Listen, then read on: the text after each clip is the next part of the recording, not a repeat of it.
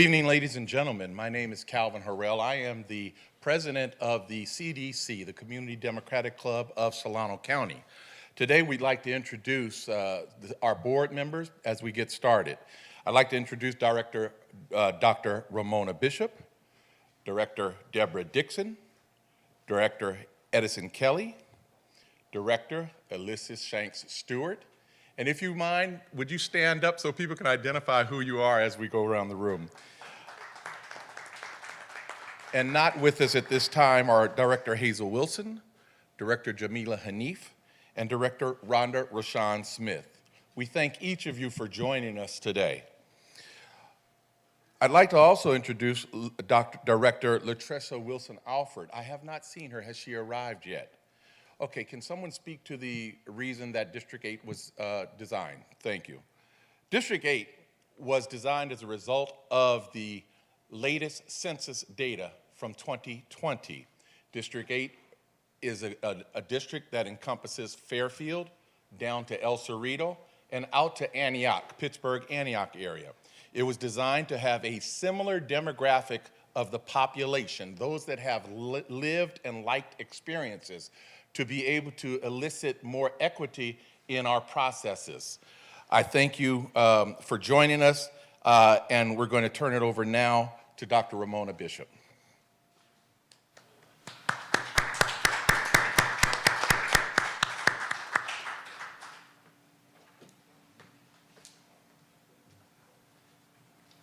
Good evening, everyone. Good evening.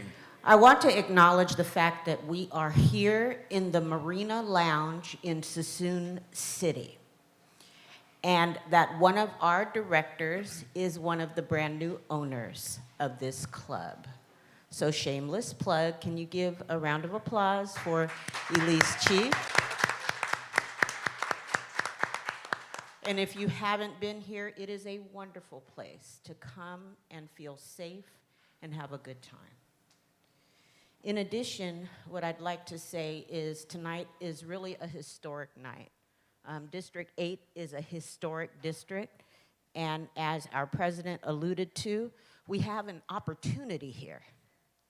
And so we wanted to make sure, as the Community Democratic Club, that we provide an opportunity to educate our community and beyond about what is happening right here. I'm so glad that my friend, people talk about me a little bit. They say, when she calls, I just answer and do whatever it is that she tells me to do. And unfortunately, this young gentleman did say the same thing. I'm not a bully. I just am persistent. I met Jay King quite a while ago. Jay is a product of Vallejo schools, and so my heart is in Vallejo now with my work, and I met him because of that. And I really had to pull it out of him as far as all of the accolades associated with his name. He won't tell you that he is a Grammy Award winner. He won't tell you that he continues to travel the country and share his good spirit and his good work around music. He won't tell you that he is a producer. He will not tell you that no matter where he goes, he is known for being very business savvy and straight up with his words. He will not tell you that he pays attention to the issues that affect all of our communities, but particularly the Black community up and down the state. He wouldn't even tell you that he's working on a housing initiative in Sacramento that will ensure that the unhoused and the underhoused have an opportunity for home ownership. I'm telling you that he's amazing.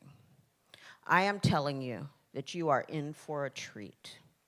And I am telling you that I am happy tonight because we have 3 of the 5 candidates. People like to tell me about who isn't here. I don't want to talk about who isn't here. I want to talk about who is here. Because when it comes to our politicians, we want them to answer our calls. So these 3 did, And I can't wait, and I'm thankful that so did Jay King. He answered my call to moderate this panel. Put on your seat belts. This is going to be a ride. Mr. King.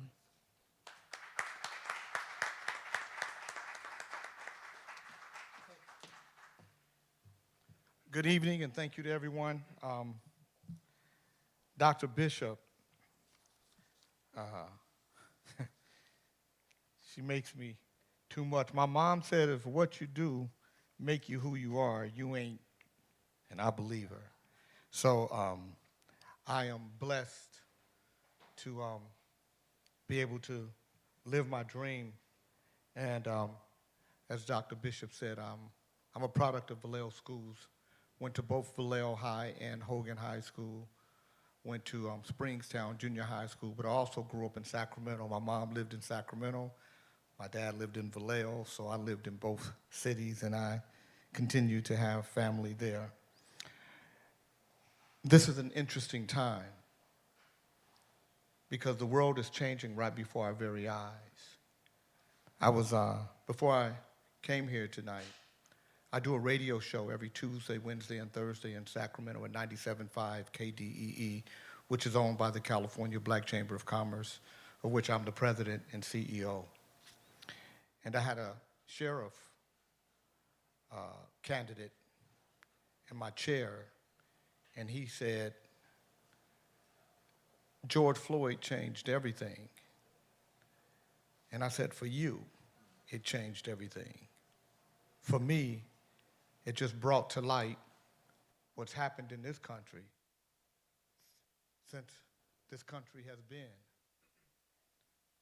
The interesting thing about America is she has always been biased, prejudiced, hateful, and terroristic to us as a community. And young people are changing America because they don't live in the same bigoted thought process that we grew up in. And for that, we should be thankful. The reason why George Floyd was so powerful was because young people, black, white, red, yellow, brown, stood up together and said, we will not bow down to the power. And they marched. And they're changing our country.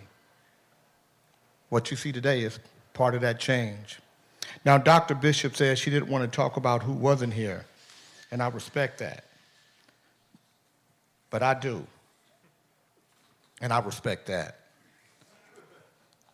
Because it's important to know that if you're going to represent me, I have to be important to you.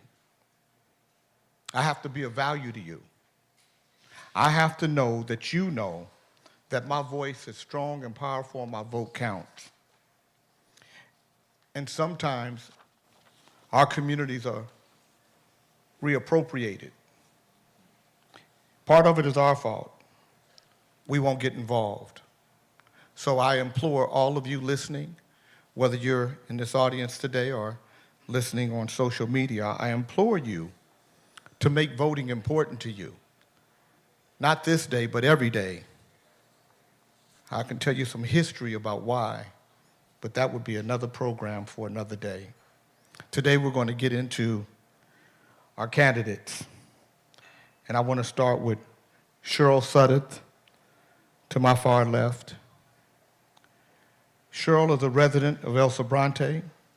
Cheryl graduated from Hazelwood Central High in Florissant, Missouri. She earned a bachelor's degree from the University of Illinois at Urbana-Champaign in 1992. Her career experience includes working as the Director of Contracts and Compliance for Goodwill Industries of the Greater East Bay, an international negotiator, and a policy advocate. She is the president of the Board of Directors of West County Wastewater and chair of the West County Agency. Cheryl Suddit.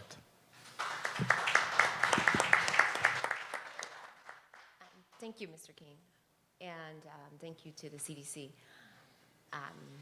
Actually, I have a dual degree. in cell and molecular biology and biochemistry from University of Illinois.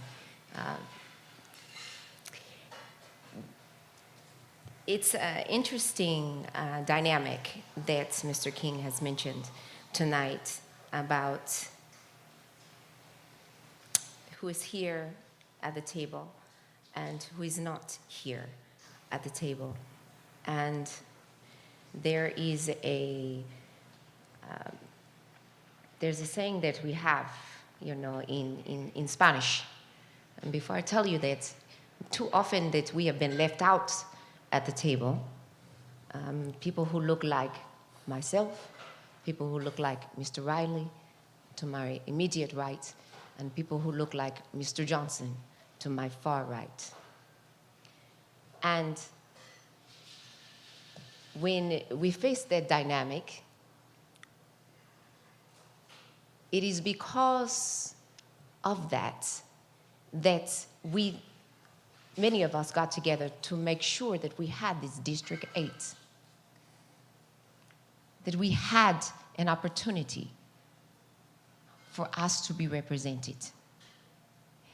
Many people call a congressperson that, a congressman, a congresswoman, but really it is called the U.S. House of Representatives, because it is supposed to be a representative, someone who represents your community. When they represent your community, they're supposed to do something that I was taught when I was a young child growing up. Hazelwood, Missouri, Fullerton, Missouri, as Mr.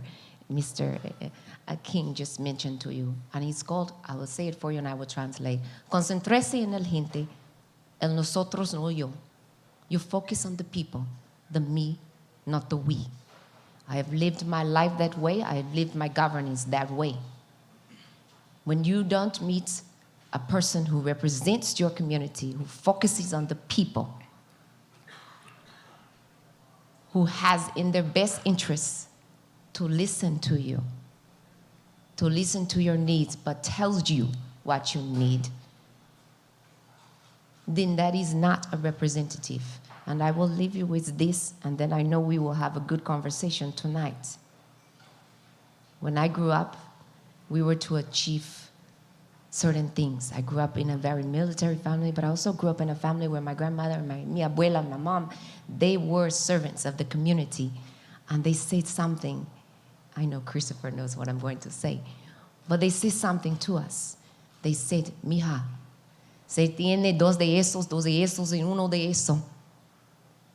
Se tratar utilizar las cosas que tiene más que dos, más de se que tiene uno. You have two of these and two of these and only one of these. Try to use the things you have two of more often than the thing you have one of. That means you listen and you observe twice as much as you speak. So when you serve the people, you listen to the people, you watch the people, and then you speak. But you cannot listen to the people, and you cannot see the people if you are not among the people.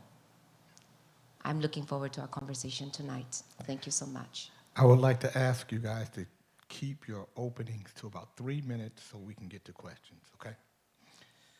Chris Riley. Christopher Riley was born in Palo Alto, California. Riley earned a bachelor's degree in communications and digital media from Grand Canyon University in 2013 and a law degree from Pennsylvania State University Dickinson School of Law in 2020. His career experience includes working as a high school math teacher. Chris. Thank you, Mr. King. I'm very happy to be here speaking with all of you and listening, as Cheryl said. And as we were speaking about earlier, this district is really important because it is a minority-majority district. It is important that our voices be elevated at the highest levels, and it is important that we are represented by people who are representative of us. I am a millennial, and so many people in my generation and other generations are sick and tired of getting the same choices year after year, of having nothing change, of having candidates forced upon us by the political parties without the voices of the people being heard. And we are at a very important time right now in America, where we have voting rights are under attack, women's rights are under attack, and there are so many things that the Democratic Party and candidates could have been doing. This didn't come out of nowhere. It didn't come out of left field that the Republicans were going to try to get rid of abortion, or that Republicans were going to steal Supreme Court seats, or that they were going to try to gerrymander and keep Black people and Latinos from voting. We knew this was going to happen. And so when I hear another candidate who's not here today saying that, well, he's the one who's best suited to do it, even though he's done nothing about it for 12 years, I don't know what it is he's actually best suited to do. And he's not here to listen and answer questions to the people. And we, at this Democratic event, have a Republican candidate here who showed up to this event, but we couldn't get two of the other Democrats to come listen to the voice of the people. So I think it is very important that whoever it is representing this district needs to be in the district.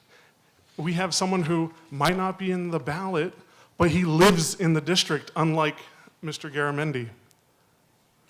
It's very important that we are, as a community, working together and listening to each other. And nothing will change and nothing will get better if we continue to just take what we are told we have to take. If we take the person that the party forces on us and says, well, he's been there and we don't want change, we need change. Because what we've been doing for the past 10, 20, 30 years has not been working. We are losing voting rights, and we are losing rights of privacy. So it cannot be the same thing over and over again. We need change, and we need people like you to continue to come out and hold us accountable and speak with us and tell us what it is that your community needs and that what you need from us. Thank you. You guys can get some.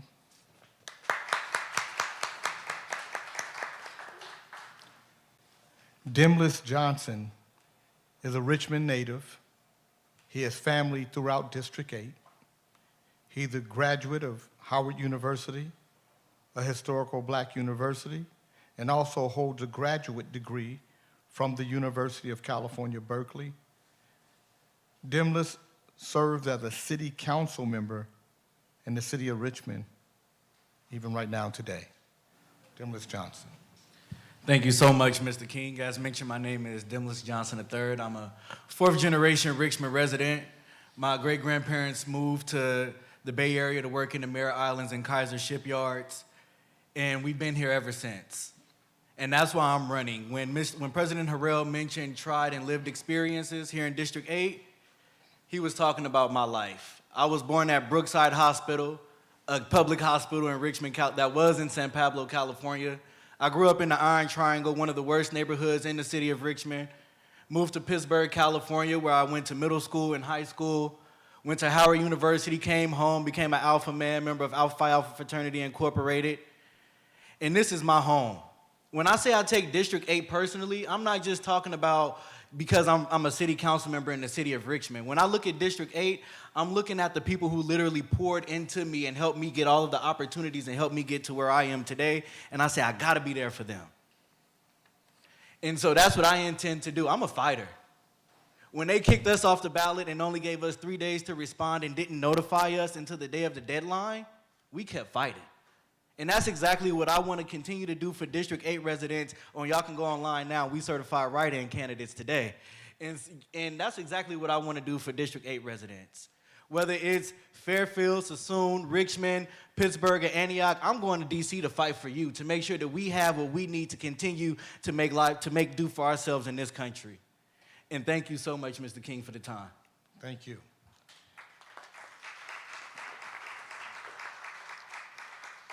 So, District 8 was created to give equity to people of color.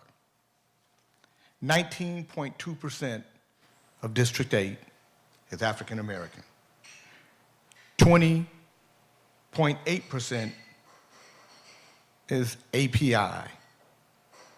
23.8% is Hispanic, and 30% is white.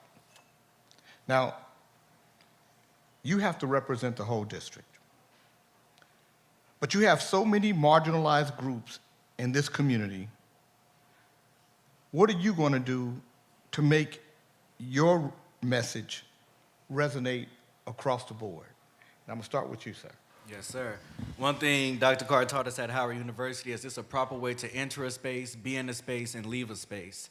And no matter what space you're entering, if you do that properly, folks will well receive you. And that's my plan throughout District 8. No matter what the community, even if the community looked like me, is to come in and make sure that I'm coming in with a respectful manner, asking questions, and not as if I know everything.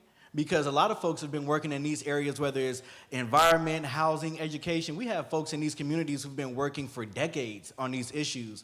And so my job is to not come in like Superman and say I know everything, but to come in and lift up what works and work with people where they are and try to elevate the work that's already being done in those communities and bring in more resources so that way we can continue to do the great things that are being done. And I feel that when coming in correctly, talking to people the right way and treating people the right way and leaving the right way, we can achieve some great things no matter what the community looks like. Thank you. Chris, I'm asking you the same thing. You're in a district that has many marginalized groups. What can you do to make your message resonate across the board?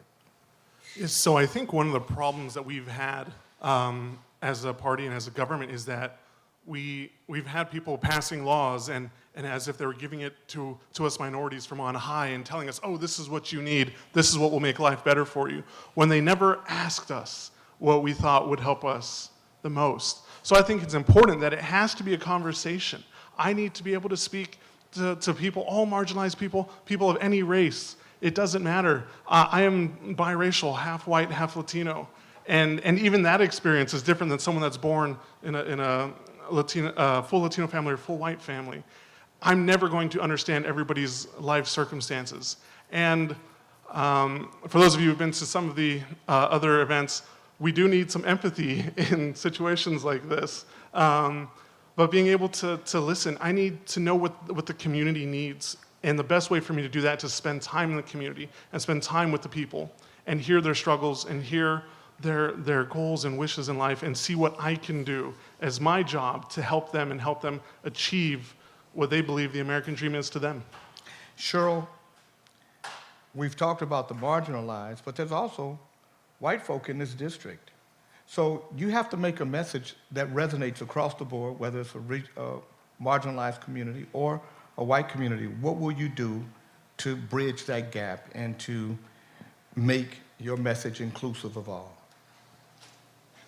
So this is a good question, and it's a good strength for me, mainly because this is what I've been doing for the last 25 years. I'm an international negotiator, so negotiation and mediation is a strength that I've been able to have. I've sat across the table from people I have fundamental just differences with. I spent my life, whether it's with Sony or Siebel or Oracle or Matson Technology, working with international contracts. So I've lived in 12 different countries, speak 9 different languages, and negotiating these contracts is part of what of that is just communication. Everybody, when you learn to speak and you learn to write, you're a communicator. Whether you're an effective communicator is what makes you a good negotiator. And that is the difference. There's an old Native American proverb that says a single man cannot build a house. 2 feet don't make a pathway. A single tree cannot make a forest. And 2 drops of rain does not make a pool. You cannot do it. A single person cannot make a change. But you have to learn how to work with other people to do this. I've been working in collaboration for the last 25 years in the Racial Justice Oversight Body. I'm working with international business, using my international business and legal expertise to get things done here on the ground.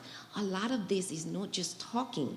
A lot of this is working, whether it's environmental justice, food justice, human rights, all globally and locally, is working to see what does the other party want. As a person with significant disabilities, one of the things we do in the disability community is a very simple premise: nothing about us without us. So you have to sit and you have to not just listen, but you have to listen with curiosity, you speak with honesty, and you act with integrity. When you walk with that simple premise in everything you do, it makes it easy to make sure that you govern that way. You don't look at people as a they, you look at them as a we. So the last thing I will say to you is this. As a multiracial, multi-ethnic woman, I don't look at white people as them. My last name is German. My original last name is German. That's an us for me. As a woman who comes from a Costa Rican and Puerto Rican background, Latinos are me. As a woman who has a father who comes from a Jordanian and Middle Eastern background, API is me. Is a black woman. I choose black. That's me. So I happen to fit every demographic you said. Somebody looked at my 23andMe and said, that's her. So when somebody says something about District 8 is me, it truly is me, because I fit every one of those demographics. So I don't look at people as they, I look at it as me. Wonderful. Okay, thank you. You guys can clap. Yeah. Miriam Williamson was a presidential candidate, a white woman, the first person to mention reparations during the presidential debate. And when she was no longer running, the talk of reparations disappeared with her candidacy. Of all the groups that have been terrorized in this country, the one group that has never been paid the debt that's owed for the crimes that were committed against them by our government, who participated in those crimes, promoted those crimes, protected those crimes, and promoted those crimes. Here we are, like in purgatory, as it relates to the debt that's owed to us, the reparation that is owed to African Americans for the crimes committed. Are you ready to talk about that fight, that debt? Because I don't believe America can be great until she pays the debt that she owes to the original American, which is the African American. Ms. Suddit, I'll start with you.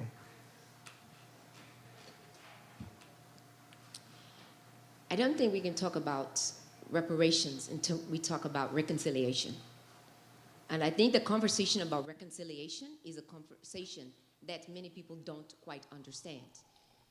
Because when you do reconciliation, it is the simple fact, sometimes the questions are complex, but the answers are really, really simple.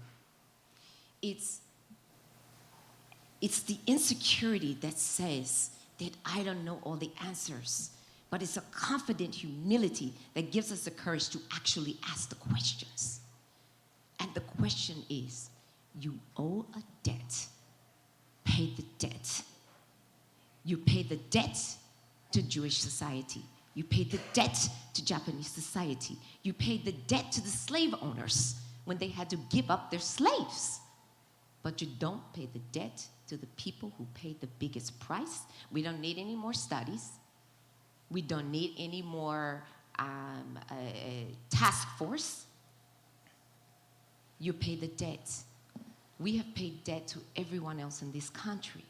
But to have the political will, to have the ability to say this, what's right is right, and to actually seek the reconciliation behind not just paying the money, but everything else that comes behind it for Blacks and Native Americans who have been robbed of not just money, but their station in life in this country. That conversation has to be had with unabandoned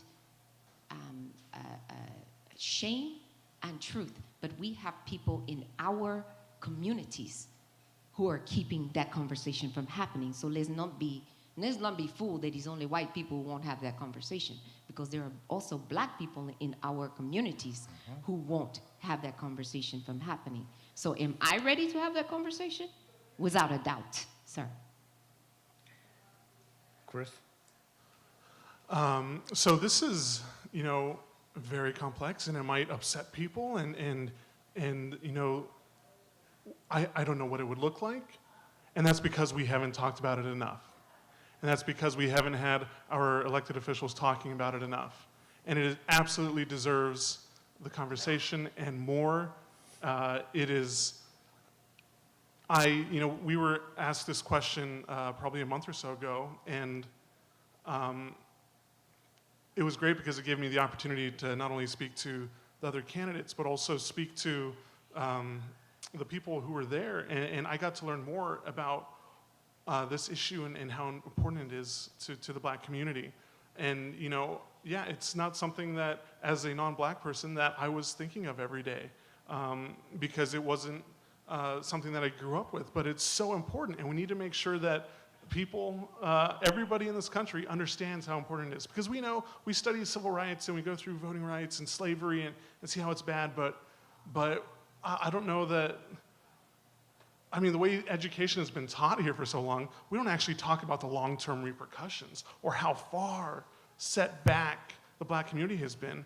And so I think not only is it just reparations, but rebuilding and re-educating our entire community to make sure that everybody knows the difficulties of the marginalized, of the black communities, that the struggles that you have gone through, and that we need to make sure that everything we do going forward in this country honors the black community and repays the debt that is owed. Everything we do as this country moving forward should be to right the wrongs that we have committed in the past. Just so that you know, on the floor of Congress, 1917, Congressman said the greatest threat to America is a Negro soldier coming back from World War I, believing he has the same inherent rights as a white man. This is white man country. They said some other stuff after that I won't talk about. I'm sorry, sir. Mr. Johnson. Unless the question changed, it's all right.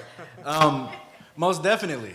I am ready and willing to talk about reparations on day one. I'm the only candidate in the race who successfully passed a reparations package within their jurisdiction. In the city of Richmond, I was able to get a unanimous vote on a reparations package that I created while in policy school under the guidance of Angela Glover Blackwell, the creator of the Policy Link.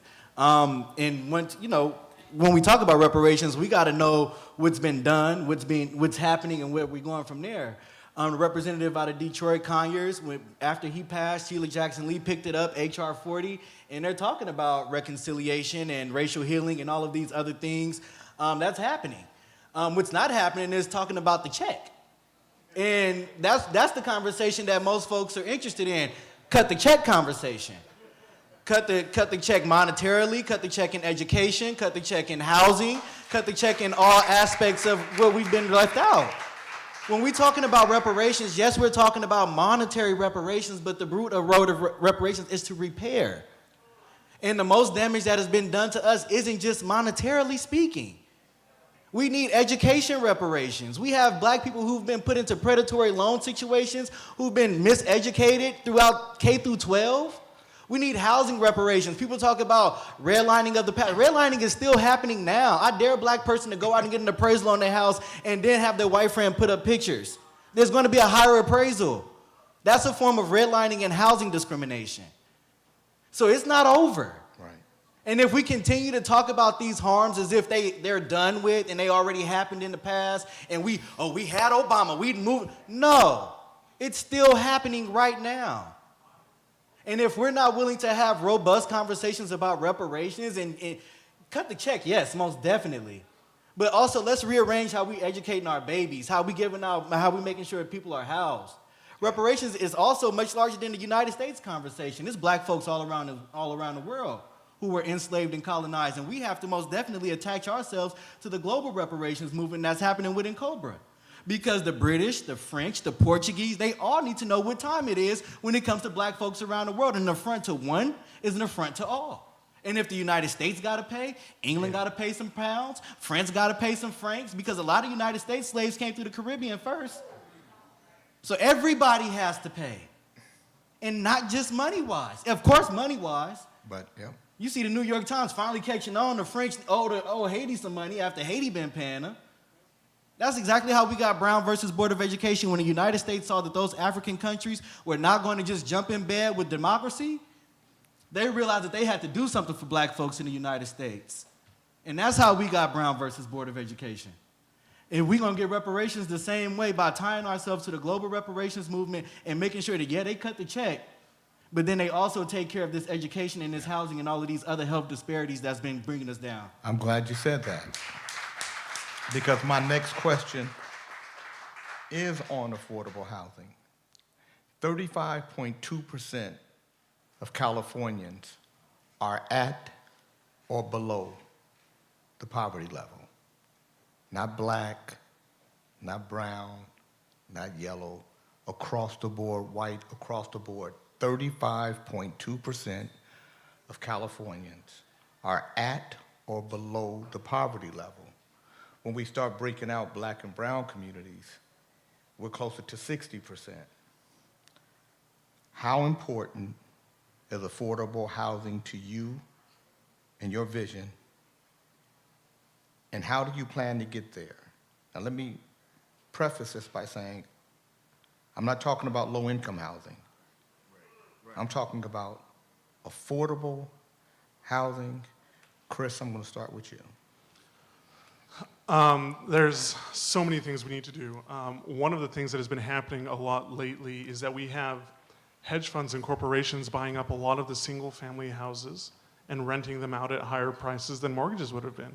That's one issue we have to take care of. We have to make sure that single-family homes are not being taken by corporations and upcharged in rent so that we end up with an entire nation that's renting and just paying the mortgage for some rich white person somewhere. That's part of the issue. We have to make sure that they're not encumbered by other debts. The group with the most college debt after graduation is black women at an average of $46,000 the day of graduation. They can't afford to pay that and a mortgage. We have to make sure that there's enough supply as well. We have to make sure that we are not allowing communities to restrict housing when it needs to go up. We have so many more people in the Bay Area than there are houses, but yet there's plenty of open land that isn't being utilized at all. And we have it being saved for corporations, or we have a lot of units that are being saved for Airbnbs and things like that don't allow for people to live here. And because of that, people in the working class are getting pushed out. I'm a teacher in the East Bay, and my rent is half of my pay. My student loans are another quarter of my pay. How are people supposed to live here? What are we doing with teachers? We're not paying people enough. We need to make sure that wages are actually catching up and staying ahead of inflation. If you did not get a raise of 10% or more this year, you got a pay cut because inflation was over 8%. What are we doing if we're going to allow corporations to bring in the top 1% added over $1 trillion to their wealth during the pandemic, and household debt in America increased by over $1 trillion. The money that was supposed to be to spurring the economy, that was given through different legislation, billions and billions of it went to billionaires who ended up buying more nice cars, more jets, and none of that money actually went down as it could have to help the working communities. So we need to make sure that the conversations we're having are real, because blaming the working class's $1,200 stimulus check, blaming inflation on that is absolutely ridiculous. When we've been handing money year after year, billions and billions of dollars to corporations, but no, it's the $1,200 that we gave to working class Americans that did us in and will ruin this economy. Okay, so I'm going to ask the question in another way. How important is affordable housing to you in your vision, and how do you plan to get there? Mr. Johnson. Affordable housing is very important to my plan. And once again, I'm gonna tell y'all about things that I've done, not things that I wanted, things that I've done and things that I would like to take to Washington, D.C. as well. In the city of Richmond, I've gotten unanimous votes on affordable housing projects. I'm the only candidate in this race right now who've gotten affordable housing built in District 8. So let me talk to you about how we get that done. You talked about low income housing. Those are low income housing tax credits that builders get to build low income housing. We need to make sure that we have the same tax credits for middle income and workforce housing as well. When we talk about teachers, firefighters, and first responders being able to live where they work, we're talking about middle income folks. We're talking about people who go to work not 9 to 5, but 5 to 9, and as the gentleman next to me mentioned, still can't afford rent. So what we have to begin to do at the federal level is create some type of tax credit so that way builders can build. Because even right now, after COVID and all of these projects that have been on the standstill, it's so expensive to build housing.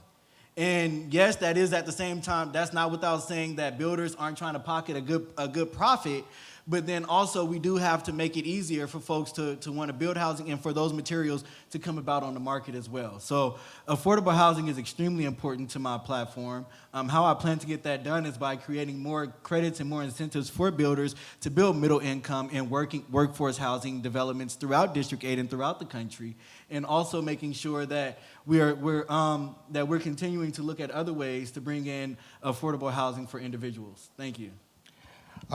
Ms. Suddit, how important is affordable housing to you and your vision, and how do you plan to get there?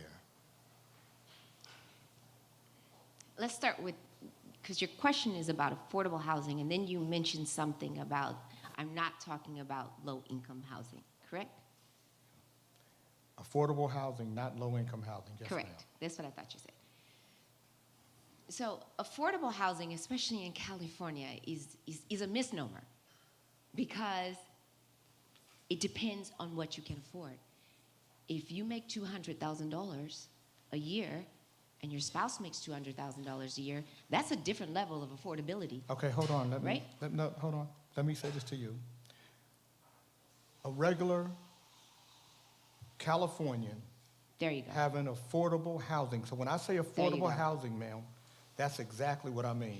That's what I want to talk about. So I know, but you made it another question. That's what I want to know. Affordable housing. How do you plan to get to affordable housing? So affordable housing, there's a fair housing bill that's Alexandria Ocasio-Cortez and Ayanna Pressley have out right now.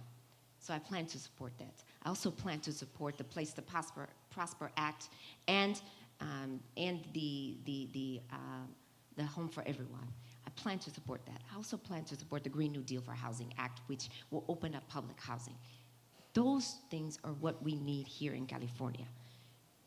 Affordable housing in and of itself, yes, you need to increase the amount of stock we have, but we also have to get creative on the solutions to actual fair housing and increase the number of public housing stock that we have. We need to protect not just the tenants, but private housing. And we saw that during the last 2 years, right?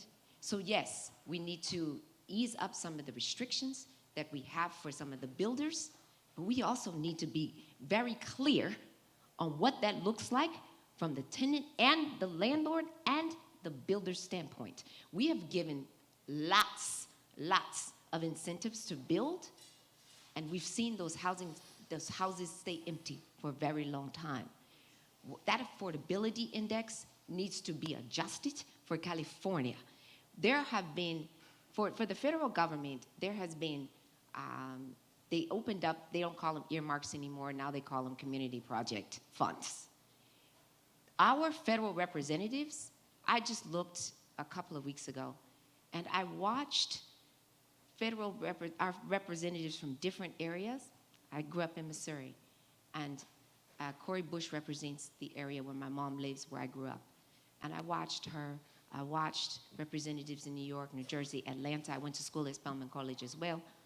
And I watched how they fought for their districts to bring back money to ease the burden for this building affordable housing. We didn't get that here. We didn't get it in our current district, and we did not get it except for Ms. Barbara Lee got a certain portion, and Karen Bass got a portion down in Los Angeles, and so did Maxine Waters. That's what I plan to do.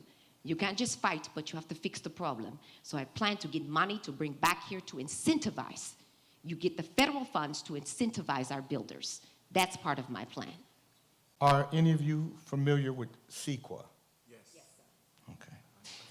So, as you know, a builder building in the state of California, before that builder puts a shovel in the ground, CEQA adds hundreds of thousands of dollars to a home, and that's part of the issue when it comes to affordable housing in California. Do you have a plan to ease some of the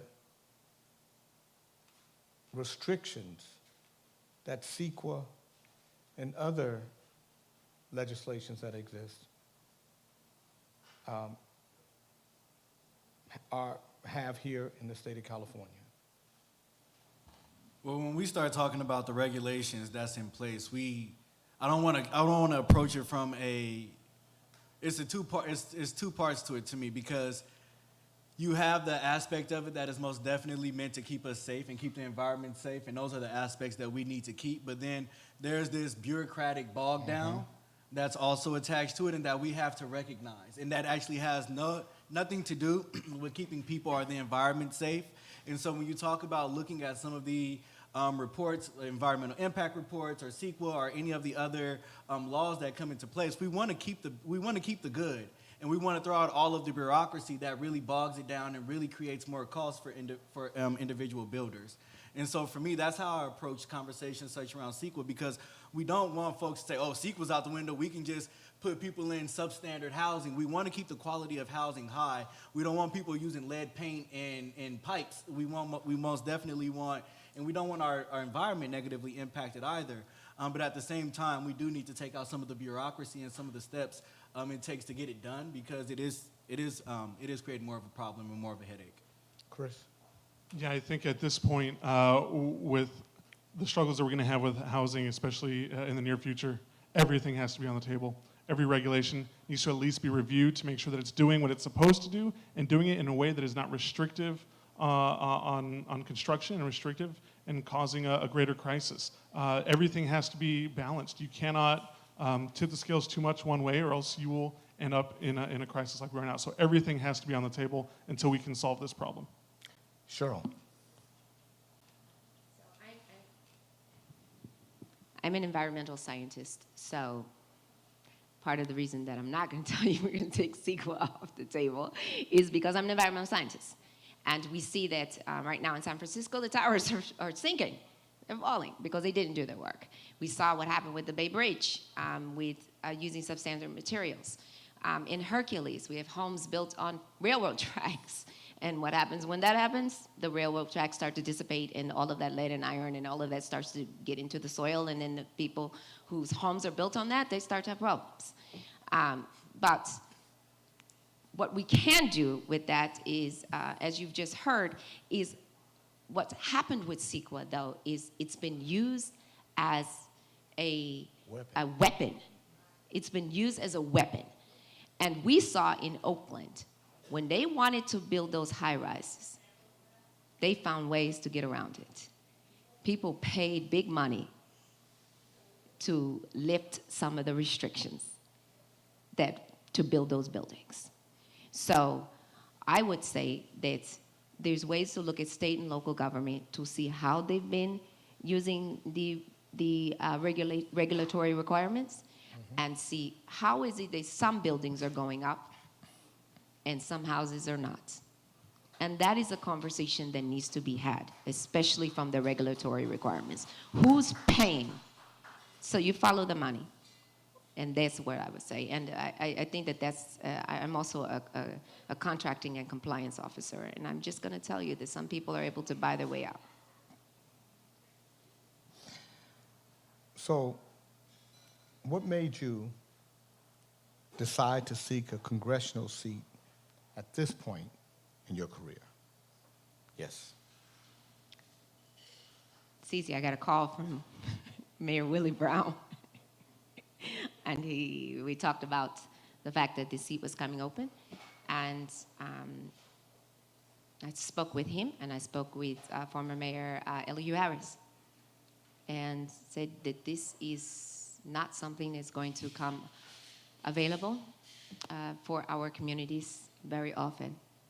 And the community needs you to step up and step out.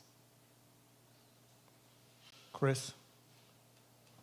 For me, I went to law school. I'm first generation college grad and law school grad, and I went with the hopes that I could, I wanted to make sure that I'm a product of the American dream, and I think that dream is at risk of disappearing for future generations.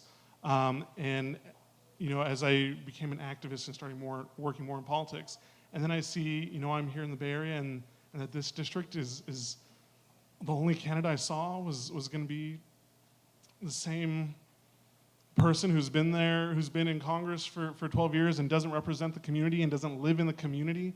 And I just thought, I need to make sure that the community, the district at least has an option that is not somebody who has been there for years, somebody who doesn't represent the community. I need to make sure that young votes were being heard, that minority votes were being heard, and Latino votes were being heard, because we can't have the most diverse district in this state be represented by the person who was running and isn't representative of the district at all.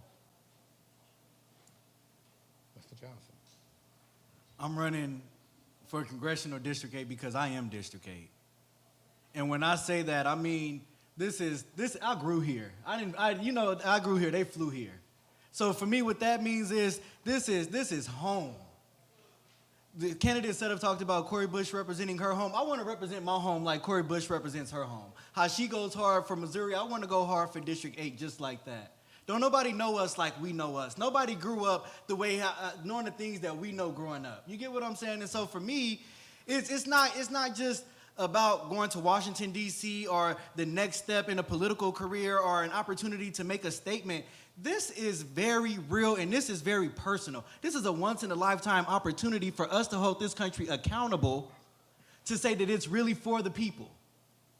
And we have the opportunity to elect somebody, myself, who actually is from District 8, born, raised, and educated in this district. When we talk about the health care, when we talk about the education, when we talk about the house, I grew up in public housing. So when we talk about those things, we're talking about not just my life, but the lives of many people who I serve. And also I have I know from growing up here, yes, this is a district. We talk about the 5 refineries. This is a district also with North Richmond, the projects in South Richmond, Country Club Crest, El Pueblo projects, all of these places as well. But then also a very diverse district that has Hercules, Pinot, Carriage Hills, and places that are very wealthy. And we need a representative that understands both sides of that. Understands that what one side of the district may need is not what the other side of the district may need. And Richmond and Vallejo, although they have a lot of similarities, what Richmond needs, Vallejo doesn't need. And what Vallejo needs, Richmond doesn't need. And that's why I'm running, because I'm tired of people coming in, I don't care how many years, saying that they are going to represent us and speak for us. I've been saying it since I was a kid, and I'm tired of it. It's not going to happen anymore. And if this don't go our way, we keep fighting until 2024. But we will have our own representation coming out of District 8, whether they like it or not. And that's why I'm running, Mr. King. So I'm going to give each of you the opportunity to look straight into those cameras and tell the people why you should be the representative of the people for District 8. Chris, I'm going to let you go first this time because I've let the young lady, the young man go first twice. This will be your second time. So. I should be representative because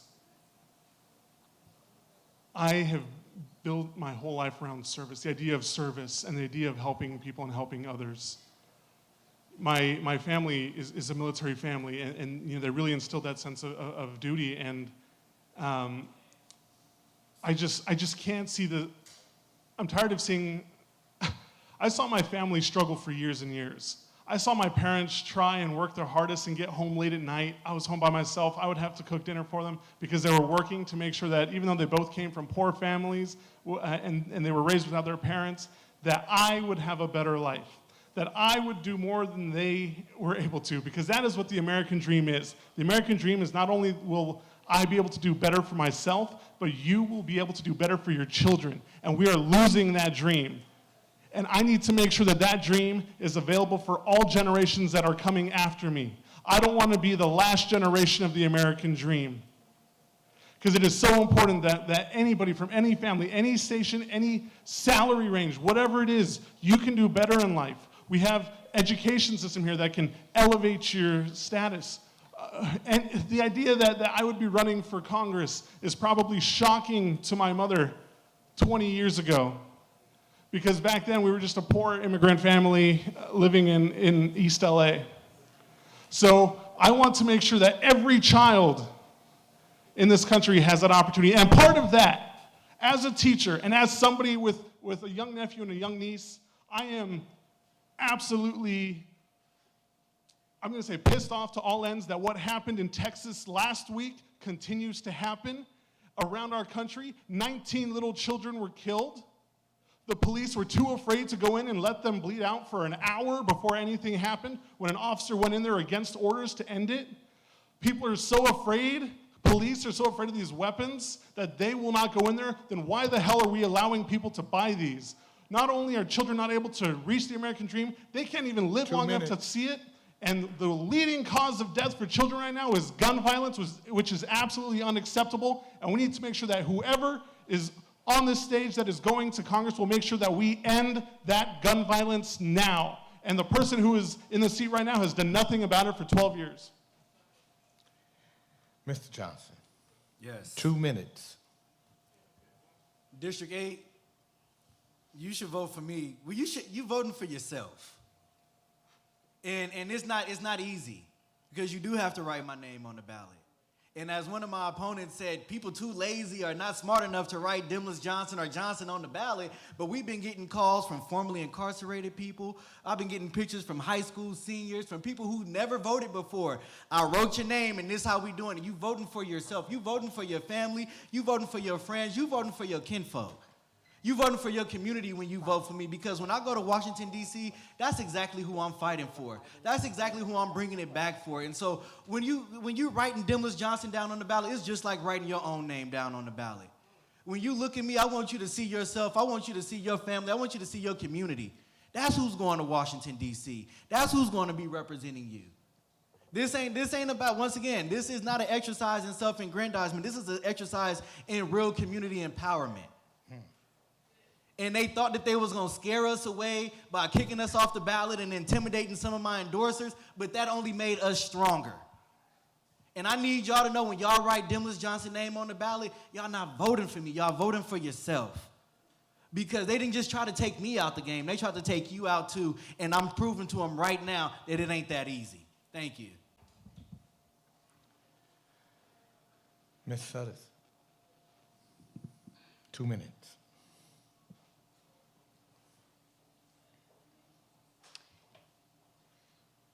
When I moved to California in '92, 2 minutes. my husband is from Berkeley, and he went to school at Albany, and I came here. I made a decision to live in Kensington and El Cerrito, then El Sobrante. We made a decision to live here and make this my home. A decision. We could have lived anywhere. I made it a decision to make this my home. And this, as a mom, as an activist, as a mentor, as a community leader, this decision has been the best decision that I've made. I'm proud of the work that I do in our community, whether as an elected official, whether as a mentor, whether it's working as a scientist, working with girls in Alliance for Girls, whether it's working as an appointed official. on several commissions. I love the work that I do.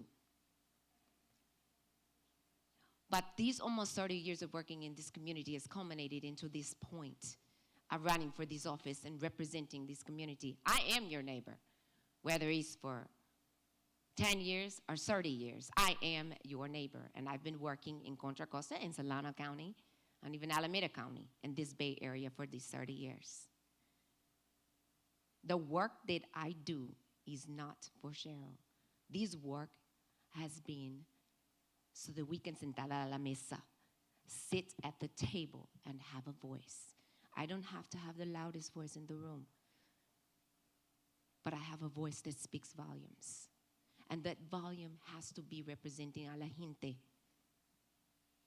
When you focus on the people, you don't have to have a loud voice.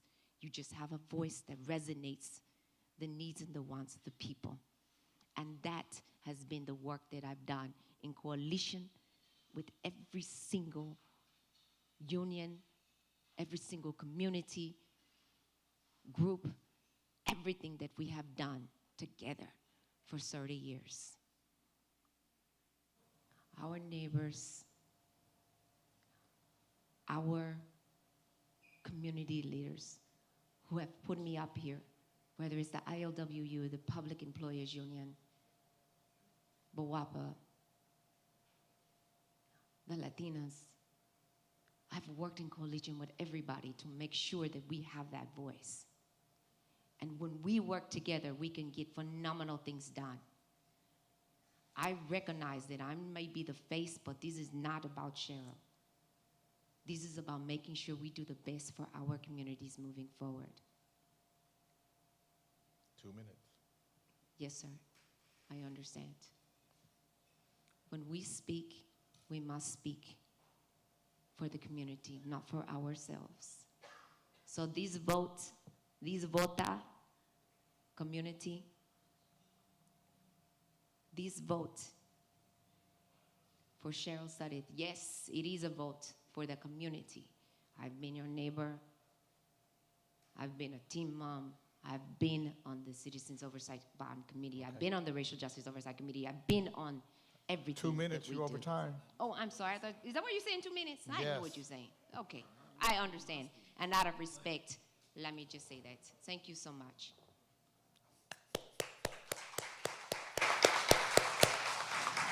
Okay, what's going to happen is we're going to probably take a 5-minute break so you guys can ask questions. But I want to say this.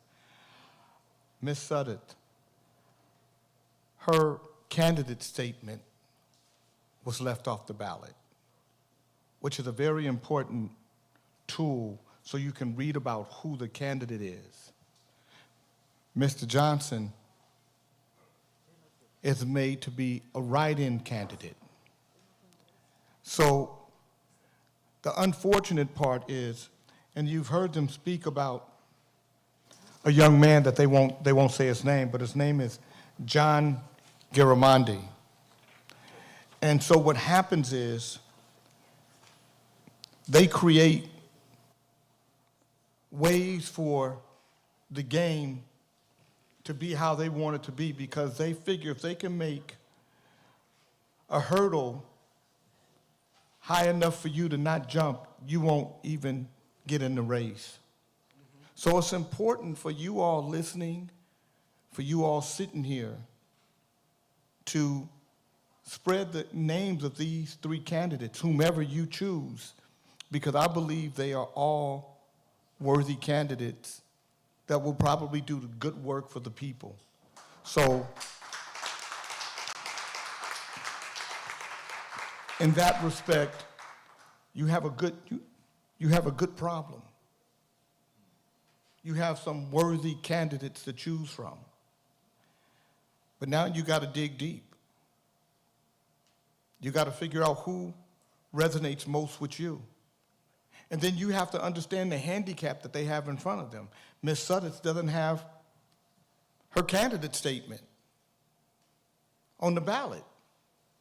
It's your job to make sure that they have her at a disadvantage. And you have to make that conversation loud and clear And that's through your social media, that's through your social clubs, your friends. You have to make sure that people know that. Mr. Johnson isn't even on the ballot. You got to write his name in. But you have to say it loud and clear that we have to become activated. Now, I do radio in Sacramento, and some people like me on the radio and some people don't. And I hang up on people sometimes when they say dumb stuff on the radio. But that's because I love my community. We got to start loving ourselves. See, I'm not concerned about who don't love me. I'm concerned about when I don't love me. Today, you saw a lot of love on this stage. I hope you all really take some time to formulate some great questions to ask these candidates, because I think this is a special time. And I want to say thank you to you guys. Thank you, Dr. Bishop.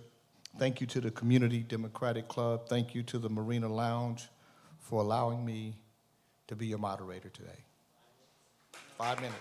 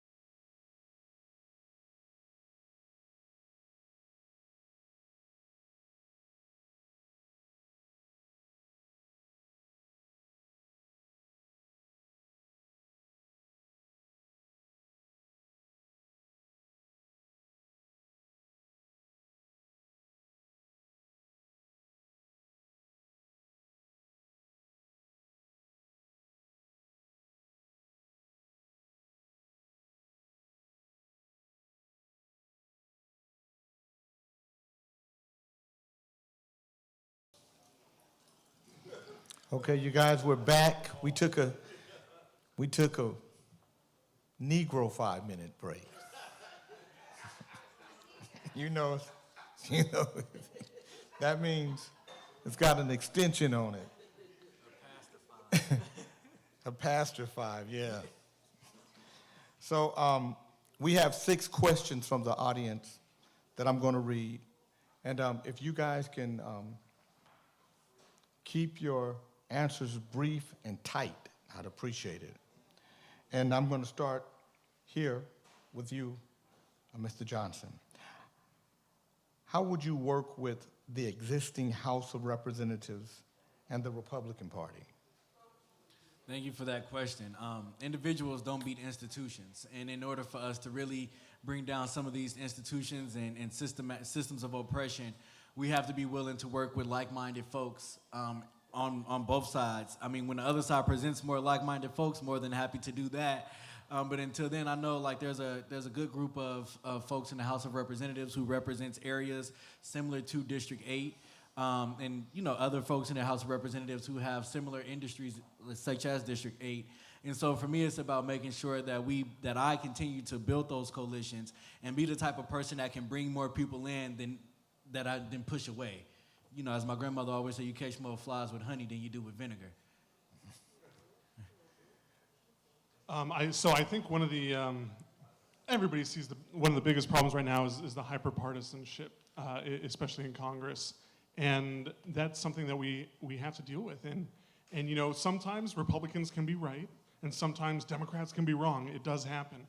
One of my favorite professors from college used to tell me, if you and me agree on everything, then one of us is irrelevant. We're not always going to agree on everything. And I guarantee you the first iteration of every bill is not the best iteration of every bill. And when we go back and forth, what should be happening is we become more creative and we find better solutions to our problems. But right now what's happening is we're getting defensive. We're sitting in our corners. And it's no longer, I disagree with you. It's, I hate you. You hate America. You're other. You're not me. And I hate you. And we cannot afford to continue doing that. So we need to get back to a culture of listening and being open and understanding with each other. Cheryl. You guys can clap. You can clap. I think the very nature of the question is what causes the issue, is that it's become a us versus them versus the issue about what's best for the people, right? We were elected to be representatives, and we were elected to do what's best for the people. We weren't elected to do what's best for the Okay, Democrats. the question is, how would you work with the existing House of Representatives Exactly. and the Republican Party? And So the how would you work with Republican them? Party. Yeah, how would you do it? How would Right. you work So with the them? Republican Party has the same issues that we have. We see that we need to, the existing House of Representatives, let's just be frank, there's some people in the Democratic Party who are voting against the best interest of the people. There are people in the Republican Party who are voting against the best interest of the people. So part of this it goes back to the same question, and you heard a couple of answers here, is listening and being able to figure out what is in the best interest of the people. And not going in preconceived about what it is that I want for Cheryl, but what it is that we want for the best interest of the people here in the 8th District and here in California and for the country. And part of that is being able to use these and these more than you use your mouth. This is not, yes, there's a lot of partisanship. Yes, there's a lot of that, but a lot of this is gamesmanship. If you've ever been to DC, which a lot of people have not, I've spent a lot of time in DC. I used to travel there 6 to 8 times a year. And a lot of this is guys, when they get together behind the scenes, they're friends. They are friends. And they go out to eat together, they go out for beer together, they're friends. So some of this is getting to know what is their pain point and how you negotiate a deal. And I've learned how to negotiate deals. As I said earlier, this part of my career. So part of it is sitting back and listening and learning and figuring out what it is that we're trying to get to, what is our end point, and what is the outcome that we're trying to get to. I really Negotiating would our- like you guys to keep your answers really tight because I Yes, have sir. 6 questions. Yeah. The American dream. Young families are being disqualified by bids. I was outbid by $50,000 to $100,000 on a $400,000 house. How do you correct this disparity, Chris? I've already mentioned two of the biggest issues. One is private corporations and hedge funds that are just coming with cash and putting it down, knowing that regular working class families can't afford these houses. BlackRock has become a huge owner of single family homes and forcing an entire generation into rent. I think the average age of moving out has gone up probably 10 years. And we are also saddled with medical How do you debt. correct the disparity? We make sure that single-family homes cannot be completely bought out by corporations, and we end college debt today. The president can do it with the sign of a pen. It will help the younger generations. It will help the people of color the most if they have the funds to be able to pay for homes. Mr. Johnson. Yeah, so that I want to go back to my reparations answer. We need housing reparations. We need to make sure in the city of Richmond, we have Parkchester Village. And I'm not sure if folks know the history of Parkchester Village, but for a long time, it was the only housing development in the entire country built specifically for black folks. And when you have that kind of specific policy creation, you see change. Because these policies that we see ourselves in terms of home ownership and redlining, we didn't get here by accident. This is all part of a policy plan. This is something I learned in policy school. I was outbid by $50,000 to $100,000 on a $400,000 home. How do you correct the disparity? Right, and once again, if we have housing reparations and we have money set aside to help black folks, or we're building homes specifically for folks at a certain economic level or of a certain group, then that begins to help address that question. Okay. Ms. Suddit. I know Oakland tried to do this, and I think it's imperative that we do it in our neighborhoods, that we have first dibs on those houses for people who live in those neighborhoods. So you stop, what's happening is you have people coming from outside the area who are upping the price on those bids. So you have people coming from other neighborhoods who are saying, I can't find a house in Santa Clara County. I can't find a house in San Jose. So I'm willing to spend $400,000 on a house, $400,000 more on a house that people who live in that area can't afford. So let the people who live in the area, let the people who've been renting those houses have first dibs on those houses, because they have the economic, they're the economic base of that area. Let them have some rules put in place that those are the people who have the first dibs on those areas. Start there. All right. That's how you answer a question. What do you think the communities need more of? What do you think the communities need more of, Mr. Johnson? We need more understanding, and from there we can get a better understanding of what else the community needs in terms of employment, in terms of housing, in terms of solutions to some of our issues. The community needs more understanding. You know, wherever we go, or wherever you mention any of the cities that are mentioned within District 8, there's a certain reaction that people have to the cities within District 8, and it comes from a lack of understanding. And so I really think that the cities need much more understanding, which will help us get to a place where we have better knowledge of other needs as well. Ms. Suddit, what do you think the communities need more of? The communities need more of us listening and less talking, right? They need less drive-by politicians and drop-in politics. And they need more of us sitting back and letting the community have more of a say. This is what they need more of, and less people telling them what, and more people listening to what the community needs. Again, nothing about us without us. All right. And Chris, what do you think the communities need more of? The communities need to be more of the answer, more of the solution. They need to be in the room where decisions are being made, and they need to be a part of every aspect of it. And as a teacher, students succeed when the family and the community is a part of it. So communities need to be a part of everything that we do. Ms. Suddit, what will you do specifically for African Americans when referring to reparations? There's a couple of things. Number one, I think the first big thing is, as an HBCU alum, I think that anybody who wants to go to an HBCU should go free. No questions asked. You want to go? Go. I'm a Spelman student, so I think that that's the number one. Number two, that this right here is one of the issues that we have. We fight over the same few positions of power and influence in our communities because we're not giving those opportunities, period. So there should be positions of power and influence in that reparations package, period. That's the reconciliation that I'm talking about. Housing, if we can give housing for people going to the Army and coming out of the Army, then we can give housing as part of the package. Senator Corey has a package for, we give $1,000 for every baby born, and then it's every year they get $500, but it's based on income index. Then every baby born, every black baby born, they should have a scholarship fund put together for housing, for if they want to have a business, if they want to do anything in their life. Every black baby should have that when they're born. That's what I want to do.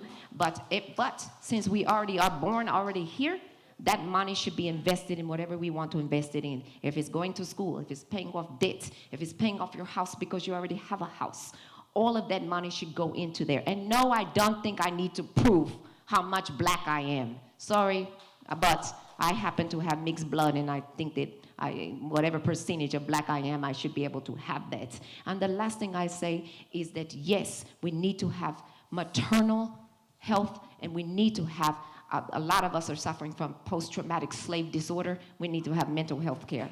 Plain and simple, for the rest of our lives, for free, and that's what I want in our reconciliation package, because that is the number one thing we suffer from. Sorry that I took too long, sir. There you go.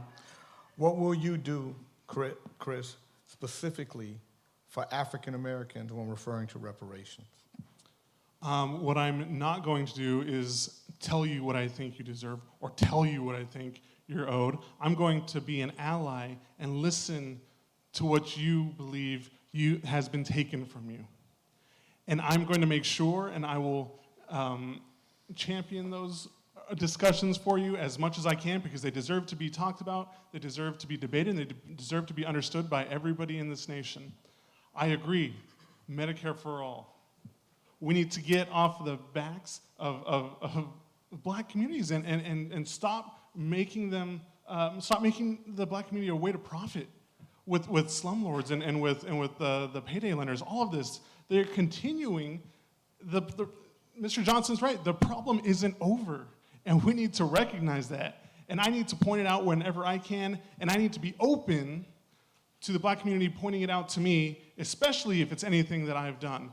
But our communities of color need to support each other, and the Latino community needs to stand with the black community and make sure that nobody is ever taken advantage of again, and that we can work for each other. Mr. Johnson, what will you do specifically for African Americans when referring to reparations? Most definitely, and as I mentioned in my reparations answer, actually was the first to mention housing reparations, as well as making sure that we have education reparations. And I most definitely agree that all higher education for African Americans should be free.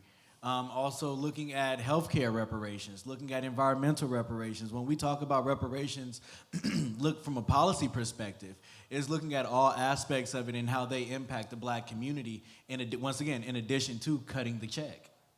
Okay. Ms. Suddit, what is your plan to address gun violence in our communities, especially the recent shootings along our freeways?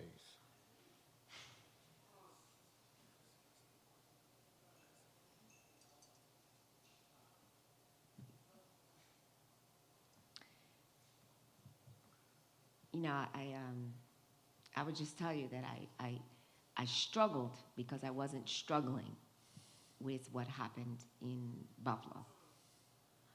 And then when the babies were killed, that one was hard as a mom of 3.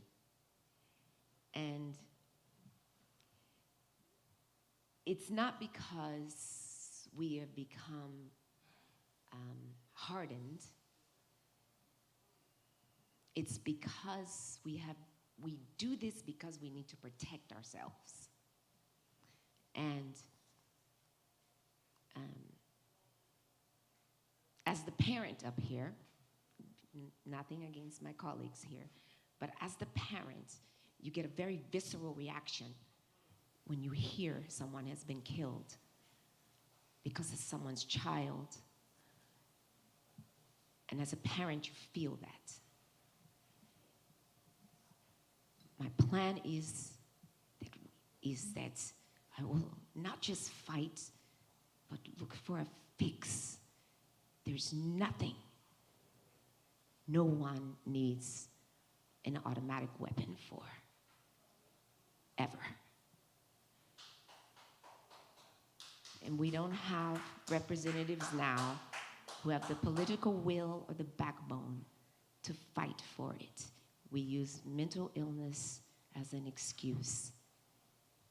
And as someone who lives with multiple disabilities, you do not use that as an excuse. My plan is, if I have to speak on it every day until we do something about it and take on every single coward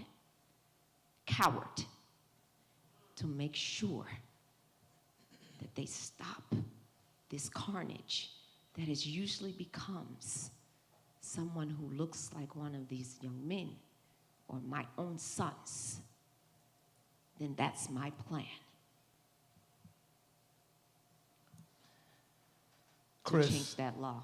Chris, what is your plan to address gun violence in our communities, especially the recent shootings along our freeway? So I'm a high school teacher, and I have gone through active shooter drills.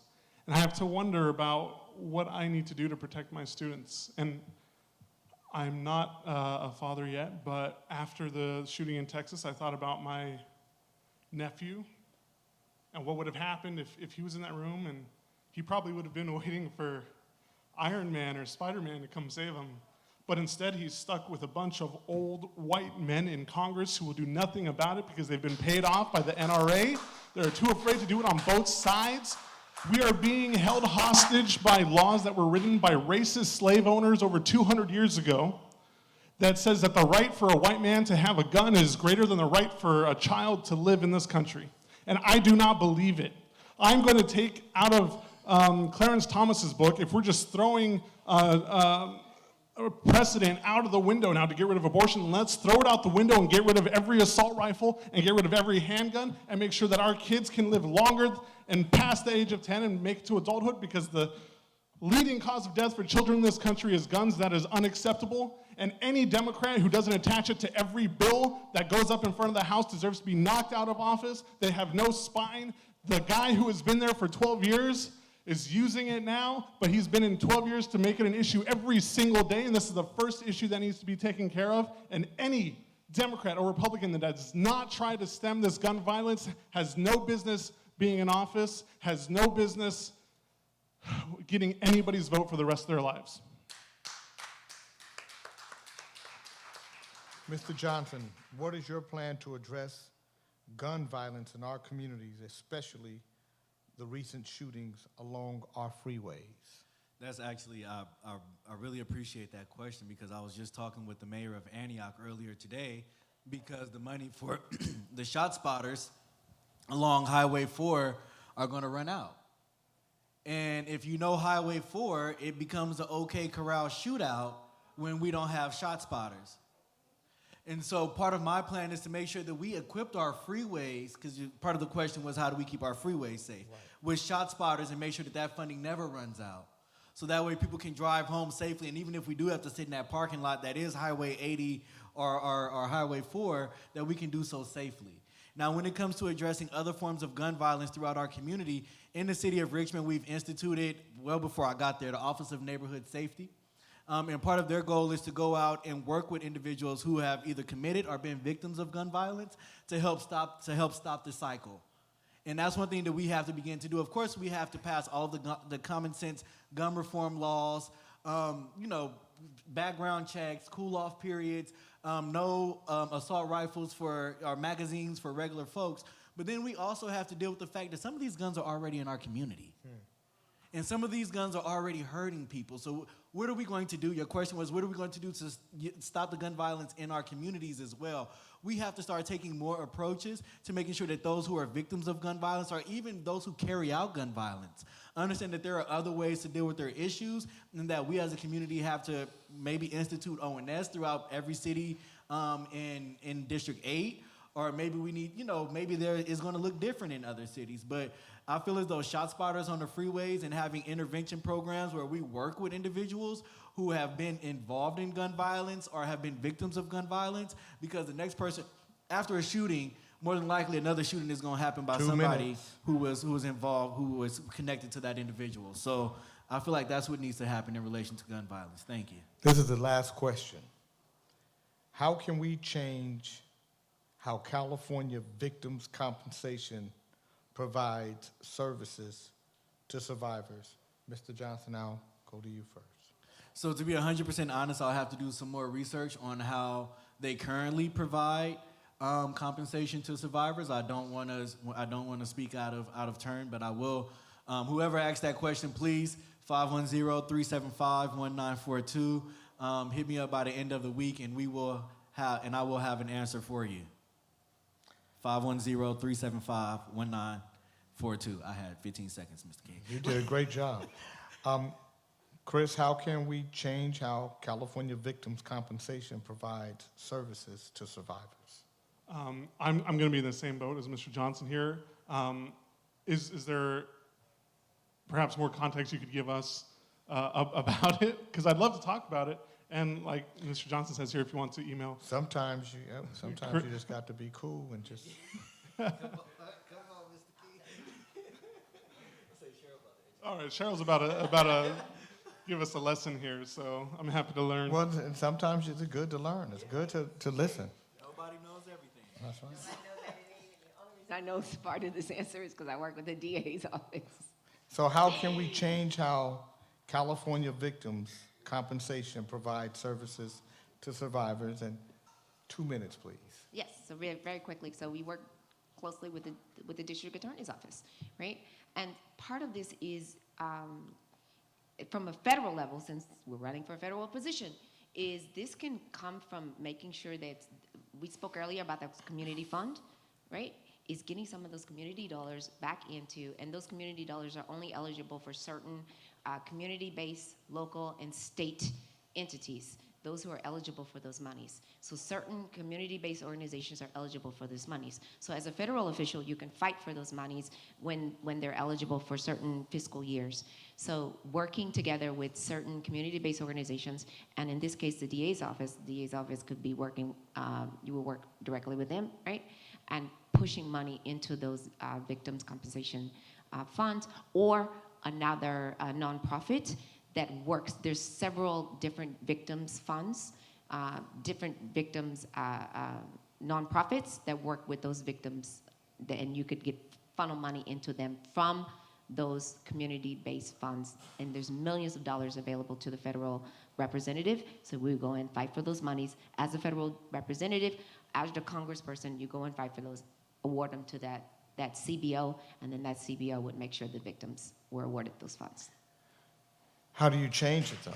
It says, how can we change it? You change it by changing that dynamic. Got it. By Okay. working directly with the CBO and making sure that they know that those monies are available and having them apply for it. A lot of times they don't know the money is available and they don't know how to apply for it. So you want to make sure that you work directly with them. Give them a round of applause, you guys. These are your candidates.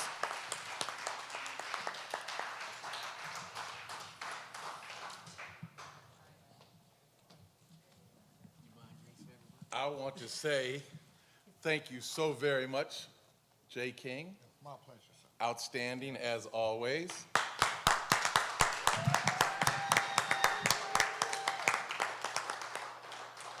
I'd also like to thank the partner organizations that were part of the sponsorship of this event. Of course, the Community Democratic Club, the Vallejo chapter of the NAACP, the Tri-City chapter of the NAACP, the African American Alliance, the National Action Network of the Western Region, Solano Realtist Association, Forward Education, Black Women Organized for Political Action, BWAPA, of Solano County, East County North Star,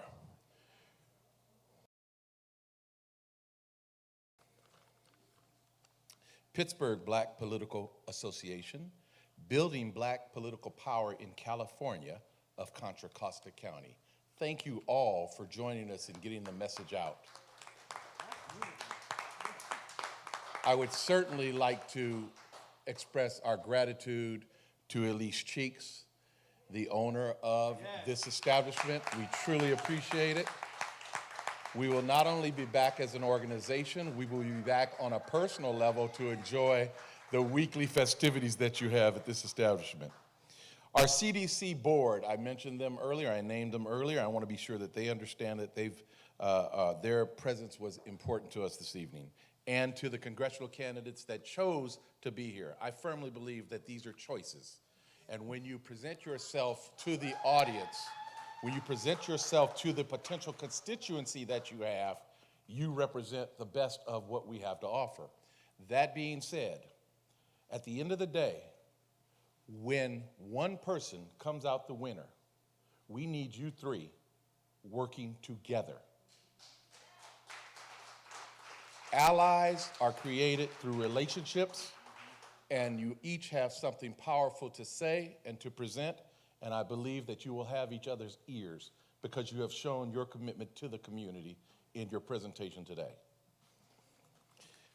If there are no further questions and no further comments, I'd like to thank everybody for tuning into this broadcast, and we certainly hope that it's given you enough information to understand the challenges that we faced in the district and certainly understand the reason that the district was designed. Have a wonderful evening. Good night.